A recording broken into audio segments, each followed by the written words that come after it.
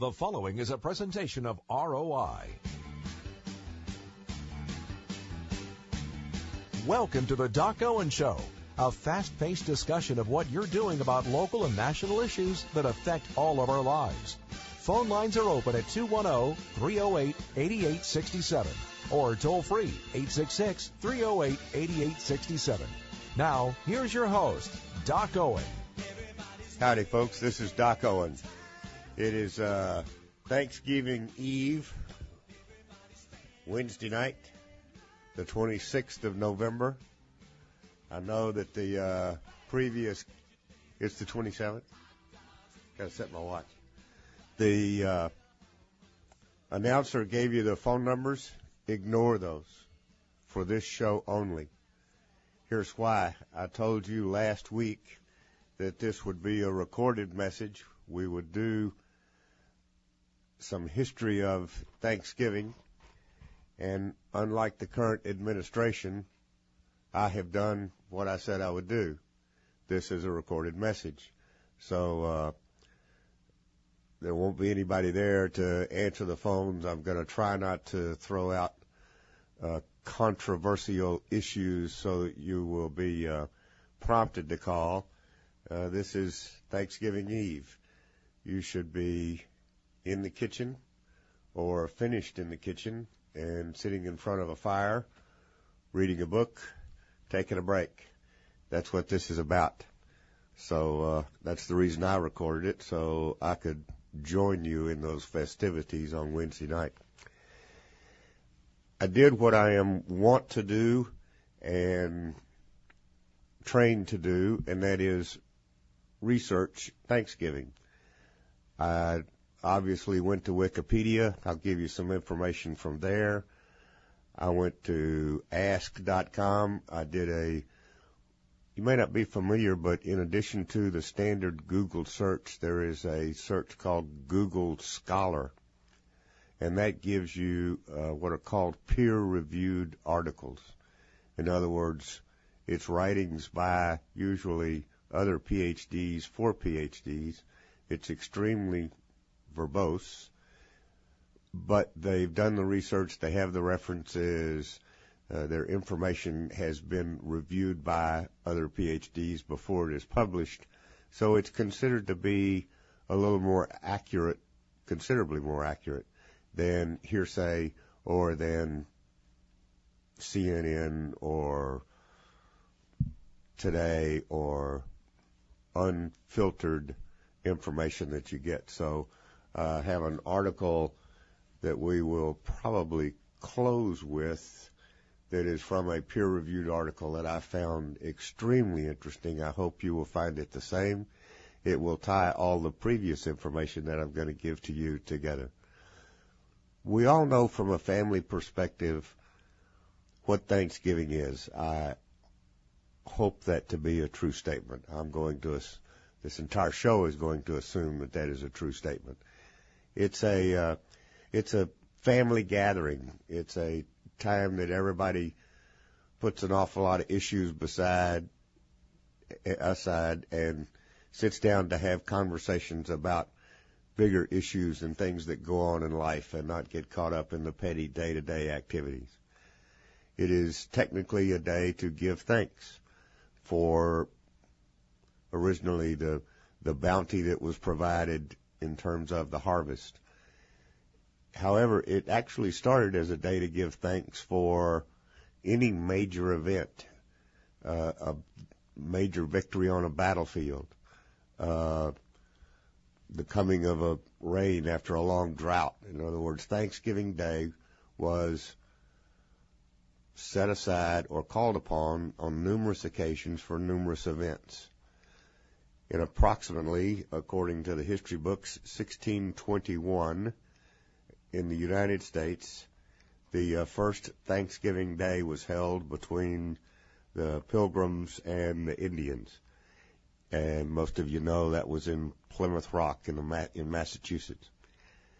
There are two accounts for that I will go over, one of which is the story that you know. It was a bountiful harvest that the Pilgrims had brought in. They felt the need to thank their Indian hosts who had helped them bring in such a good bounty. So they had a big feast, and everybody brought something to the feast. There were, all accounts that I read, always used the same number, which I find interesting. There were 58 pilgrims and 90 Indians at that first event. There were 2 of those Indians that actually spoke English, that had been put into slavery by the Spaniards at one point in time and by the French. And so but in the course of that, they learned to speak English because they had to go through England to get there. They were sold into slavery in those countries, but actually captured by British and taken over there. So that made it a little bit easier to communicate for the people that landed in the Massachusetts area. So a little known fact that I wasn't aware of. Let me read to you from an article, the bit that I found in Wikipedia. The event that Americans commonly call the first Thanksgiving was celebrated by the Pilgrims after their first harvest of the New World in 1621. This feast lasted 3 days and was attended by, I misstated, so now I am like the administration.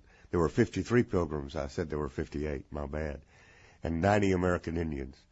The New England colonists were accustomed to regularly celebrating Thanksgivings, in quotes, days of prayer, thanking God for blessings such as military victory or the end of a drought. So this was nothing new to them. Further on in that article, it states that historically, none of these had any influence over the evolution of the modern United States holiday. The American holiday's true origin was this New England Calvinist Thanksgiving. Never coupled with a Sabbath meeting, the Puritan observances were special days set aside during the week for thanksgiving and praise in response to God's providence. It's very much was originally tied to religion. Not a religion in general. That's the last article that I want to read to you that I hope you find as interesting as I did. There it is.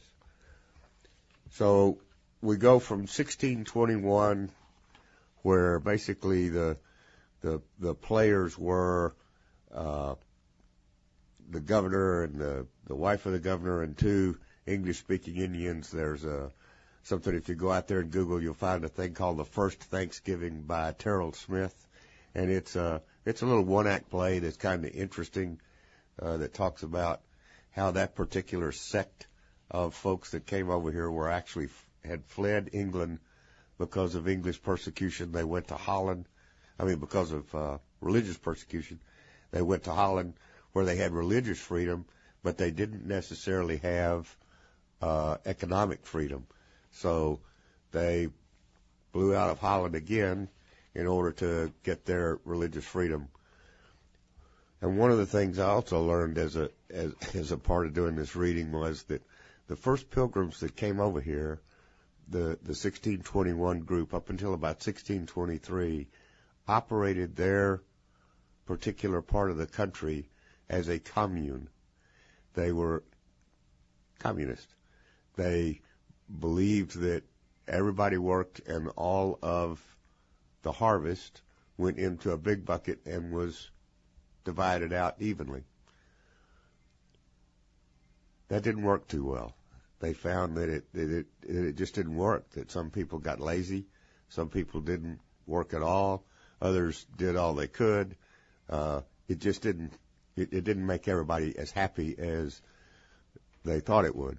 So they changed that to basically what we know as free enterprise. The government still owned the land, but each person was given a specific parcel upon which to do their own growing and out of which they could keep what they got. And that worked out very much better and has continued till this day. That's exactly how it works. Even to the point that the government owns the land, that's why you pay taxes, is to maintain the right to work that land. You can resell the land, you can do things with it, but there are always taxes that are paid to the government for the use of the land. So that was just a little aside that came up during all of this research. Let me read to you what I found. I think it came out of my peer review stuff. It's called Thanksgiving Day, A True History. How are we doing on time? Okay. Before I dive into this, so it'll flow a little better when I get back, let's take our standard quarter-hour break, and I'll be back in a minute. Thanks.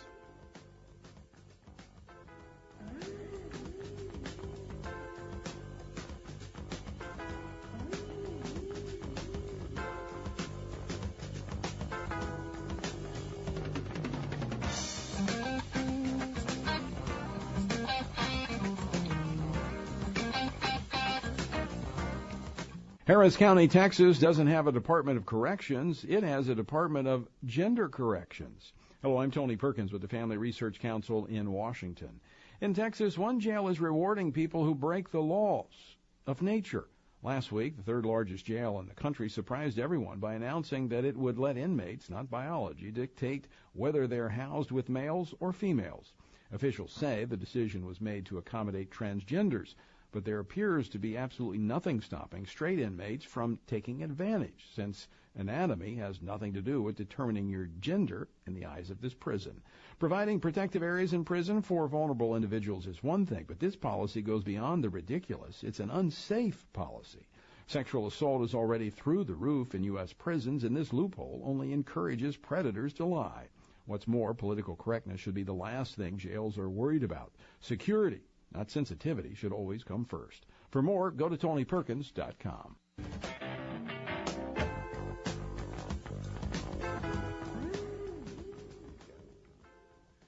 Howdy, folks. This is Daco, and welcome back.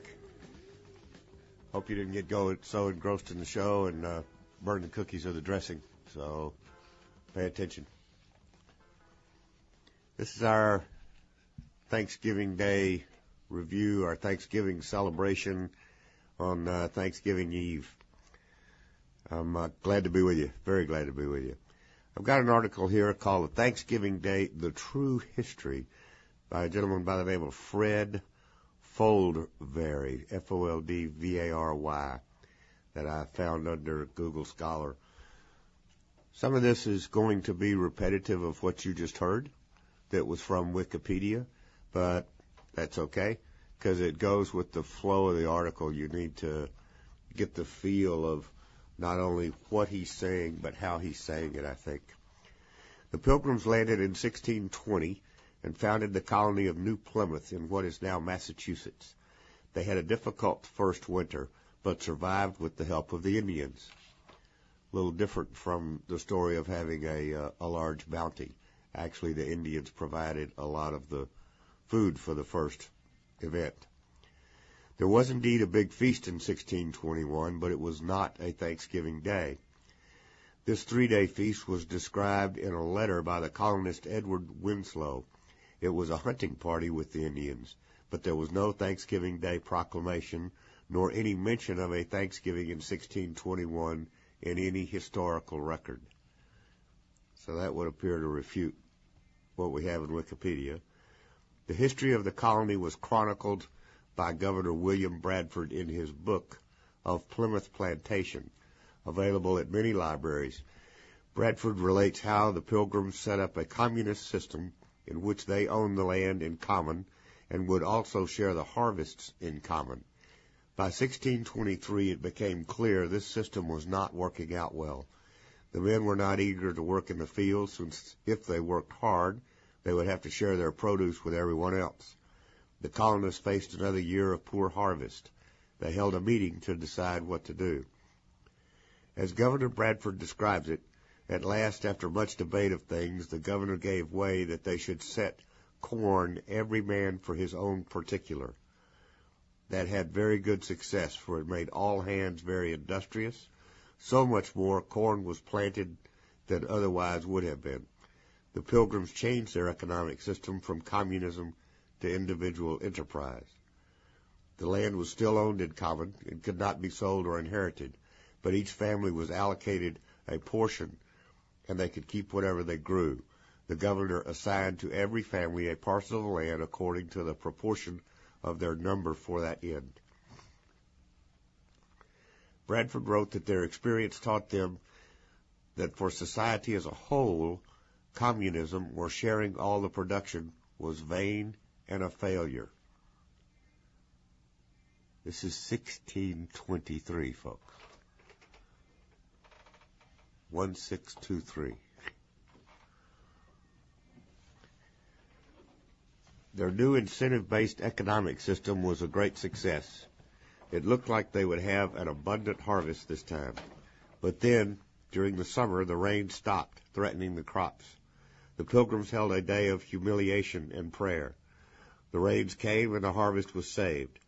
It is logical to surmise that the Pilgrims saw this as a sign from God, blessed their new economic system, because Governor Bradford proclaimed November 29th, 1623, as a day of Thanksgiving. The great economics lesson was forgotten and then discarded by the time the Plymouth colony merged with the Massachusetts Bay colony in 1691. The Pilgrims recognized that the land itself would be their common community property, but that it is proper for the fruits of the labor of each person and family to belong to those who produced them. This was the great economics lesson about incentives that the Pilgrims learned, a lesson that so impressed them that they commemorated it every year thereafter with a day of Thanksgiving. Thanksgiving Day should be remembered not just as a day when we give thanks for our abundance, but more deeply and historically why we have this abundance. In our Thanksgiving Day celebrations, let us therefore tell one another the true origins of the Thanksgiving and the great economic lesson that the Pilgrims hoped we would remember. I found that very interesting, and I thought you would too. The next thing I found was on about.com. The title of the article is How FDR Changed Thanksgiving, by a young lady by the name of Jennifer Rosenberg. U.S. President Franklin Roosevelt had a lot to think about in 1939. The world had been suffering from the Great Depression for a decade, and the Second World War had just erupted in Europe. On top of that, the U.S. economy continued to look bleak. So when U.S. retailers begged him to move Thanksgiving up a week to increase the shopping days before Christmas, he agreed. He probably considered it a small change. However, when FDR issued his Thanksgiving proclamation with the new date, there was an uproar throughout the country. The article also acknowledges that the first Thanksgiving was about a successful harvest in 1621. It goes on to talk about sporadic Thanksgivings were held thereafter after 1621. The very first National Day of Thanksgiving was held in 1789. So 1789 is the first time that there was a Thanksgiving celebrated in all of the states at the time, all the colonies. Yet even after a National Day of Thanksgiving was declared in 1789, Thanksgiving was not an annual celebration. There's a lady that's known as the Mother of Thanksgiving. Her name is Sarah Josepha Hale. That's probably not a name that you're familiar with, but I know that everyone is familiar with her most famous work. She's the lady that wrote Mary Had a Little Lamb. She also was an early day blogger. She published newsletters when something fired her up, or she had an idea or something that she wanted to express. She put it into a newsletter and circulated it. Very early on. It doesn't give the dates. But it says we owe the modern concept of Thanksgiving to a woman named Sarah Josepha Hale, editor of Godey's Lady's Book and author of the famous Mary Had a Little Lamb nursery rhyme. She spent 40 years advocating for a national annual Thanksgiving holiday. In the years leading up to the Civil War, She saw the holiday as a way to infuse hope and belief in the nation and the Constitution. So when the United States was torn in half during the Civil War and Lincoln was searching for a way to bring the nation together, he discussed the matter with Miss Hale. On October 3, 1863, Abraham Lincoln issued a Thanksgiving proclamation that declared the last Thursday of November, based on Washington's date, to be a day of thanksgiving and praise. For the first time, Thanksgiving became a national annual holiday with a specific date. For 75 years after that, Lincoln issued his Thanksgiving proclamation, succeeding presidents honored the tradition and annually issued their own Thanksgiving proclamation, declaring the last Thursday of November as the day of Thanksgiving. However, in 1939, President Franklin D. Roosevelt did not. In 1939, the last Thursday was going to be too close. It was November the 30th, too close to Christmas, was not allowing the merchants enough time to sell their Christmas wares because they previously had respected Thanksgiving and not started their Christmas sales until after Thanksgiving. As you'll note, most of that still goes on today. It is a tradition that is carried forward. We'll learn more about it in the second half. The due date for Thanksgiving caused a lot of confusion. Calendars were now incorrect. Schools who had planned vacations and tests now had to reschedule. And Thanksgiving, this is 1939, and prior to that, in the 1800s as well, Thanksgiving had been a big day for football games, as it is today. So the game schedules had to be examined, and it caused a lot of havoc and a lot of problems. Political opponents of FDR and many others questioned the president's right to change the holiday and stressed the breaking of precedent and disregard for tradition. Many believe that changing a cherished holiday just to appease businesses was not a sufficient reason for change. Atlantic City's mayor derogatorily called November 23rd as Franksgiving. And actually, in that year, FDR and the Democrats celebrated Thanksgiving on the 23rd, and a lot of Republicans celebrated it on the originally intended last Thursday, which was the 30th. So there was that great a divide back then that moving this sacred holiday caused a rift between the two. I wish that we were. I made the statement earlier that we weren't going to use any of our live foghorn leghorn. We were going to make this a fairly, I don't want to say somber occasion, but serious occasion. And we're going to keep to that. But that going back to the Democrats and the Republicans celebrating Thanksgiving on a separate day causes one to think that there's something going on around here that just don't add up. And that things never change. Hopefully, the second half of the show, if the first half hasn't, the second half of the show should really help uplift you. It'll give you information that I found totally interesting, and I think you will too.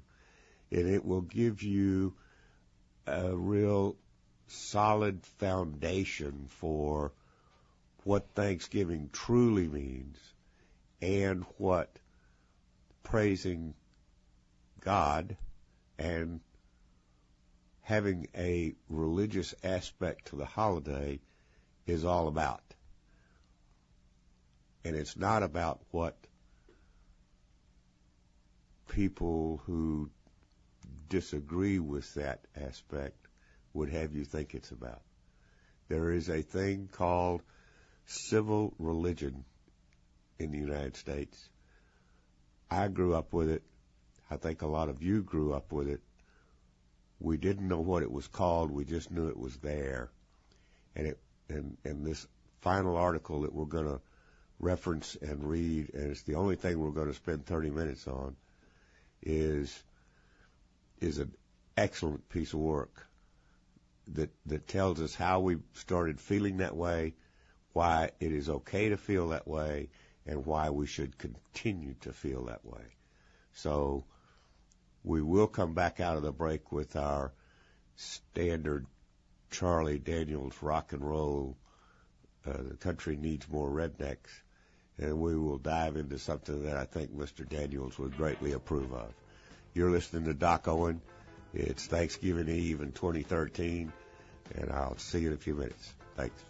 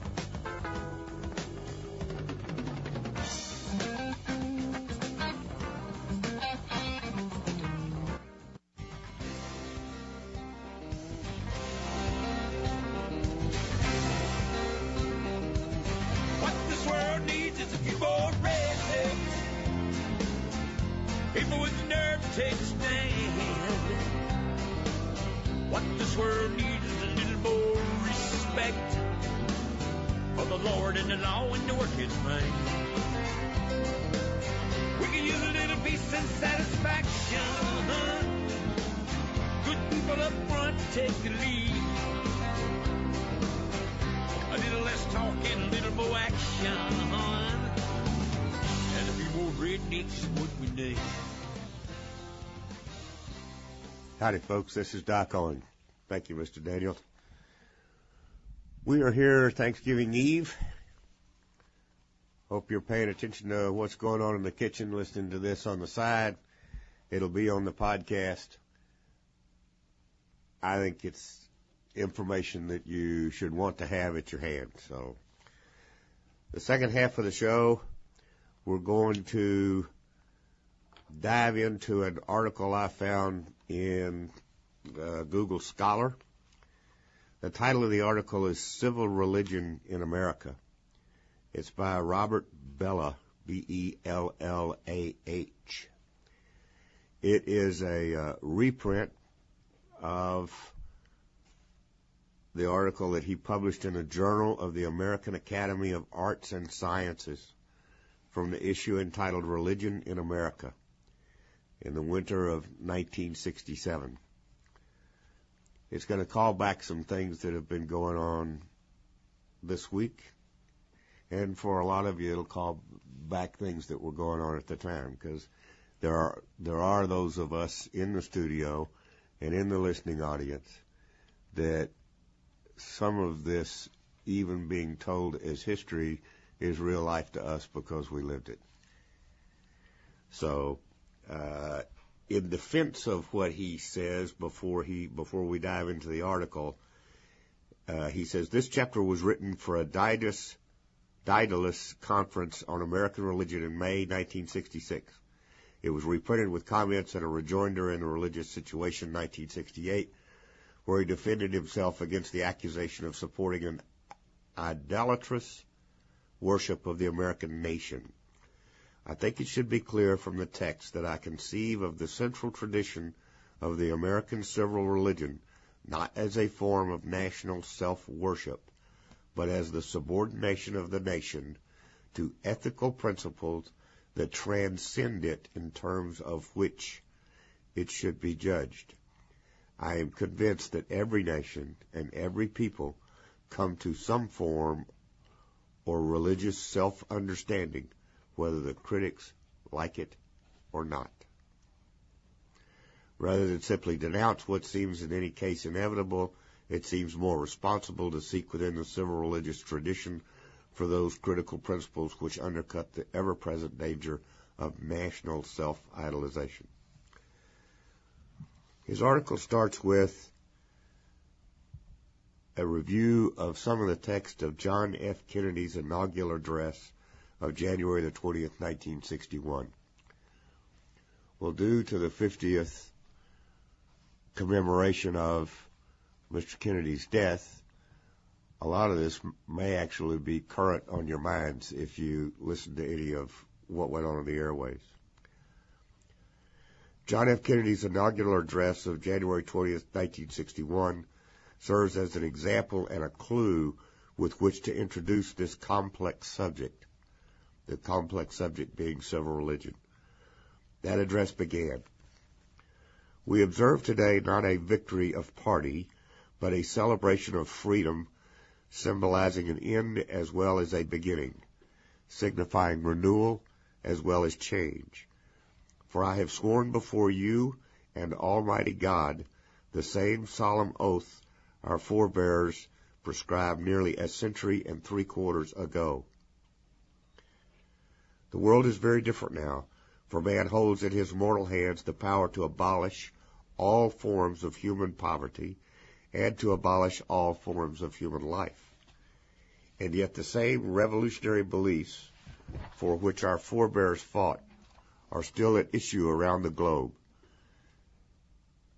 The belief that the rights of man come not from the generosity of the state, but from the hand of God." Those were the opening two paragraphs of JFK's first inaugural address. He concluded the address with the following: "Finally, whether you are citizens of America or of the world, ask of us the same high standards of strength and sacrifice that we shall ask of you. With a good conscience, our only sure reward, with history the final judge of our deeds, let us go forth to lead the land we love, asking His blessing and His help, but knowing that here on earth, God's work must truly be our own." Those are the three places in this brief address in which Kennedy mentioned the name of God. If we could understand why he mentioned God, the way in which he did, and what he meant to say in those three references, we would understand much about American civil religion. But this is not a simple or obvious task, and American students of religion would probably differ widely in their interpretation of these passages. The next thing from the article I want you to hear is a statement that the author makes about considering the separation of church and state. How is a president justified in using the word God at all? The answer is that the separation of church and state has not denied the political realm a religious dimension. Although matters of personal religious belief, worship, and association are considered to be strictly private affairs, there are at the same time certain common elements of religious orientation that the great majority of Americans share. These have played a crucial role in the development of American institutions and still provide a religious dimension for the whole fabric of American life, including the political sphere. This public religious dimension is expressed in a set of beliefs, symbols, and rituals that I am calling American civil religion. The inauguration of a president is an important ceremonial event in this religion. It reaffirms, among other things, the religious legitimation of the highest political authority. Thanksgiving Day celebration, as we'll go on to learn from this author, is also one of those higher religious, cultural callings of the United States of America. We give you an idea about the idea of civil religion. What is it about? The phrase civil religion is, of course, Rousseau's, who was a renowned philosopher. In his book, The Social Contract, he outlines the simple dogmas of the civil religion: the existence of God, the life to come, the reward of virtue, and the punishment of vice, and the exclusion of religious intolerance. All other religious opinions are outside the cognizance of the state and may be freely held by citizens. So there are some basic religious tenets put forth by this author that have nothing to do with the practice of religion. They're just basic God-given tenets that we all need to understand and agree to. The existence of God, the life to come, the reward of virtue, and the punishment of vice, and the exclusion of religious intolerance. In my humble opinion, those are well worth remembering. Let's go back to Kennedy for a minute. Kennedy's inaugural pointed to the religious aspect of the Declaration of Independence, and it might be well to look at that document a bit more closely. There are 4 references to God. The first speaks of the laws of nature and of nature's God that entitled any people to be independent. The second is the famous statement that all men are endowed by their Creator with certain inalienable rights. Here Jefferson is locating the fundamental legitimacy of the new nation in a conception of higher law that is itself based on both classical natural law and biblical religion. The third is an appeal to the supreme judge of the world for the rectitude of our intentions, and the last indicates a firm reliance on the protection of divine providence. In these last 2 references, a biblical God of history who stands in judgment over the world is indicated. Those 4 references are in the Constitution.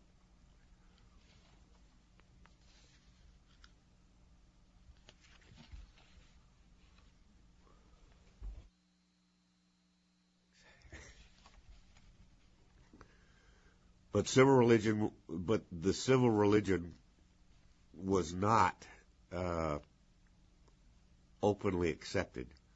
In the minds of Franklin, Washington, Jefferson, and other leaders, with the exception of a few radicals, it was never felt to be a substitute for Christianity. There was an implicit but quite clear division of function between the civil religion and Christianity.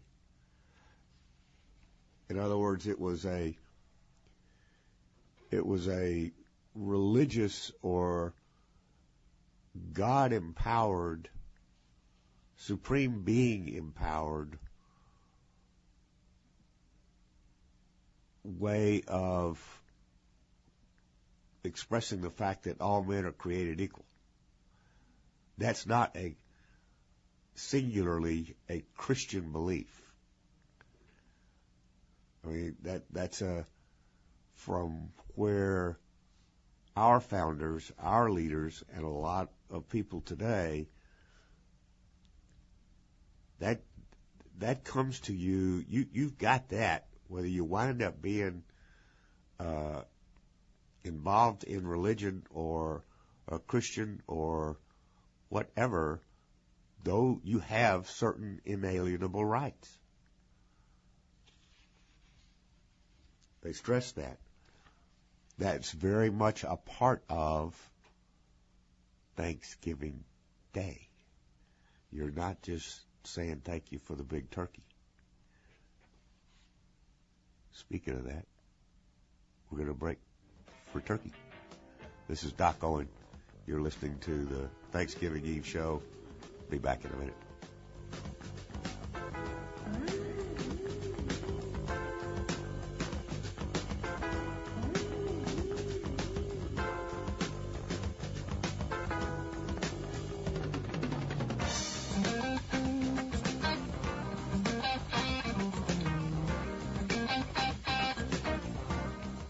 Harris County, Texas doesn't have a Department of Corrections. It has a Department of Gender Corrections. Hello, I'm Tony Perkins with the Family Research Council in Washington. In Texas, one jail is rewarding people who break the laws of nature. Last week, the third largest jail in the country surprised everyone by announcing that it would let inmates, not biology, dictate whether they're housed with males or females. Officials say the decision was made to accommodate transgenders, but there appears to be absolutely nothing stopping straight inmates from taking advantage, since anatomy has nothing to do with determining your gender in the eyes of this prison. Providing protective areas in prison for vulnerable individuals is one thing, but this policy goes beyond the ridiculous. It's an unsafe policy. Sexual assault is already through the roof in U.S. prisons, and this loophole only encourages predators to lie. What's more, political correctness should be the last thing jails are worried about. Security, not sensitivity, should always come first. For more, go to TonyPerkins.com.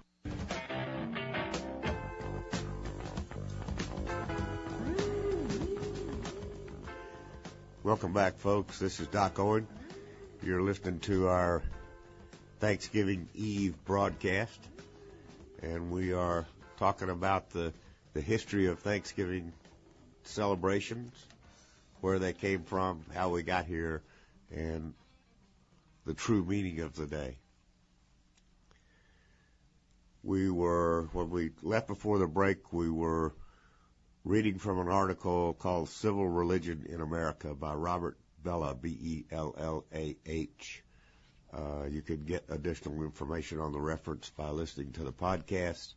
We're going to continue with that article and close out with it probably. Let's go back to the Washington's first inaugural address, of April the 30th, 1789. This is a quote. It would be peculiarly improper to omit in this first official act my fervent supplications to that Almighty Being who rules over the universe, who presides in the councils of nations, and whose providential aids can supply every defect, that his benediction may consecrate to the liberties and happiness of the people of the United States a government instituted by themselves for these essential purposes, and may enable every instrument employed in its administration to execute with success the functions allotted to his charge. No people can be bound to acknowledge and adore the inevitable hand which conducts the affairs of man more than those of the United States. Every step by which we have advanced to the character of an independent nation seems to have been distinguished by some token providential agency. He went on to say, he being President Washington, the propitious smiles of heaven can never be expected on a nation that disregards the eternal rules of order and right which heaven itself has ordained. The preservation of the sacred fire of liberty and the destiny of the Republican model of government are justly considered, perhaps as deeply as finally staked on the experiment entrusted to the hands of the American people. Nor did these religious sentiments remain merely the personal expression of the President. At the request of both houses of Congress, Washington proclaimed on October 3rd of that same first year as President that November 26th should be a day of public thanksgiving and prayer, the first Thanksgiving Day under the Constitution. So, 1621 to 1789. What is that? Roughly 168 years. Right? Right. That's how much water ran under the bridge before Thanksgiving Day, and all it meant was actually proclaimed by the President as a national day to give thanks and prayer for what we have, this thing called the American experiment. It had carried forward that long.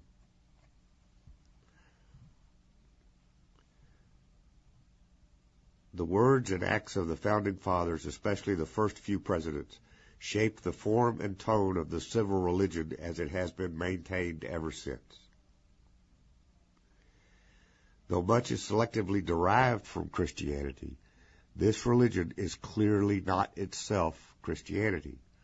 For one thing, neither Washington, nor Adams, nor Jefferson mentions Christ in his inaugural address, nor do any of the subsequent presidents although not one of them fails to mention God.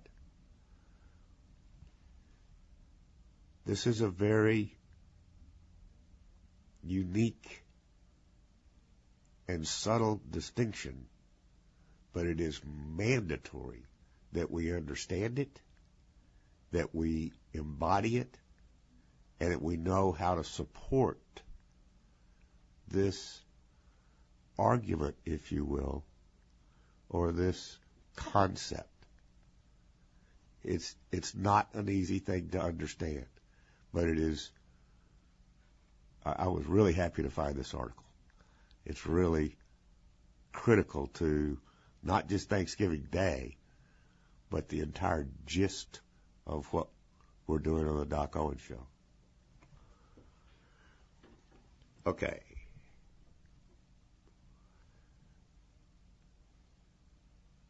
Blah, blah, blah. This is talking about the God of the evil religion is not only rather Unitarian, he is also on the austere side of the civil religion. My bad.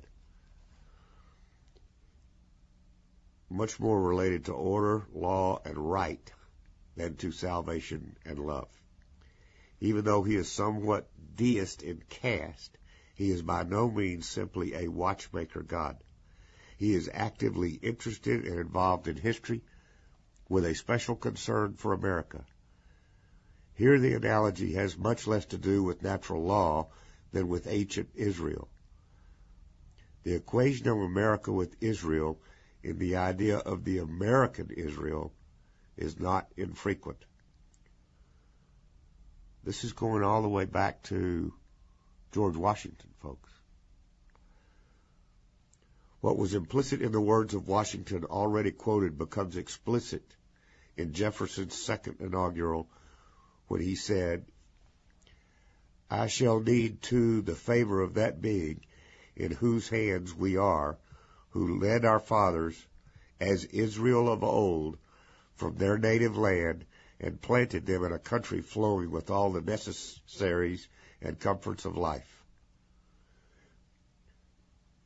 The analogy was Europe is Egypt, America the Promised Land. God has led his people to establish a new sort of social order that shall be a light unto all the nations. This theme, too, has been a continuous one in the civil religion. We have already alluded to it in the case of the Kennedy inaugural. We find it again in President Johnson's inaugural address. What we have then from the earliest years of the Republic is a collection of beliefs, symbols, and rituals with respect to sacred things and institutionalized in a collectivity. You following me?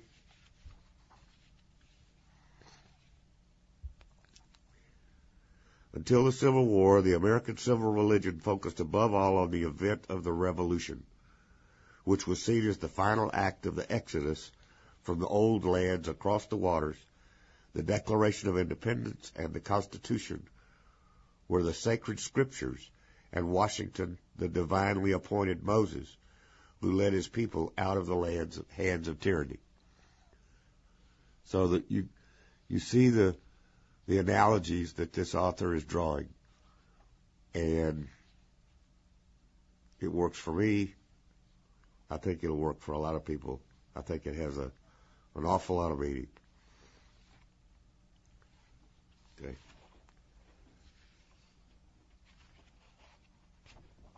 Perfect. The author goes on to say, just as Thanksgiving Day, which incidentally was securely institutionalized as an annual national holiday only under the presidency of Lincoln, serves to integrate the family into the civil religion. So Memorial Day was acted to integrate the local community in the national cult, together with the less overtly religious 4th of July and the more minor celebrations of Veterans Day and the birthdays of Washington and Lincoln, which have now been combined. These two holidays provide an annual ritual calendar for the civil religion, that being Thanksgiving Day and Memorial Day. The public school system serves as a particularly important context for the cultic celebration of the civil rituals. Understand this article was written in 1966.